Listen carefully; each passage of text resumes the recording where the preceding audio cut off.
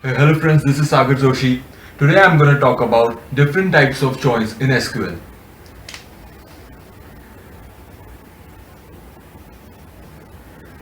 So in total there are 5 different types of joins. Inner join, left outer join,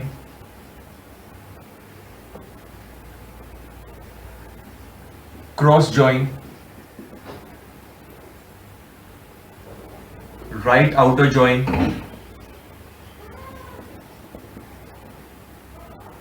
and full outer join. So I'll be explaining you different types of joins with the help of Venn diagram. So I'll draw here two circles. This one circle denoting table 1 and the other circle denoting table 2. So I'll just give the name as T1 and this is T2.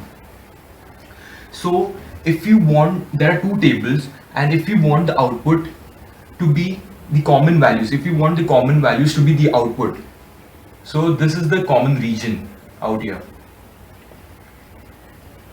So if you want the common values from both the tables, like from T1 and T2, then you can use inner join. Okay.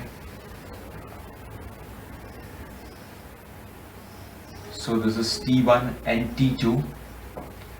Over here, if you want the output to be as this whole left hand side, this portion which is only T1, the values from only T1, and the common region. So if you want the output to be this only T1 plus the values which are common, then we'll use left outer join. In right outer join,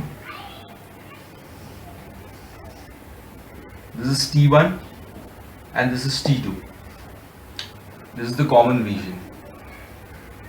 If you want the output to be this right hand side part, the whole circle, which is T2, which includes this common region as well as the only T2 part. This is the only T2 part. So if you want the output to be as this whole table, which is T2, only T2 plus the common region, then we'll use right outer join. In full outer join, if we want the output to be all the values from table 1 plus table 2 and the common region, table 1 plus table 2 and the common region, table 1 plus table 2 and the common region, only T1 common, only T2. So if you want the values, if you want the output to be only T1, the common region plus the values from T2, then we'll use full outer join. Let's have a look what is cross join. We'll draw two circles. This will be table 1, this will be table 2. We'll insert some data in this table 1 and table 2. So we'll give the name as D1, D2. In table 2 we'll give the name as D3 and D4. So each and every data in table 1 will be associated with each and every data in table 2. So D1 will be linked with D3, D1 will be linked with D4 also. So same as D2 will be associated with D3, D2 will be associated with D4 also. So this is what cross join means. This is all about different types of joins in SQL. Thanks for watching this video. For .NET related interview questions, tutorials and videos, you can visit our site .netinterviews.com.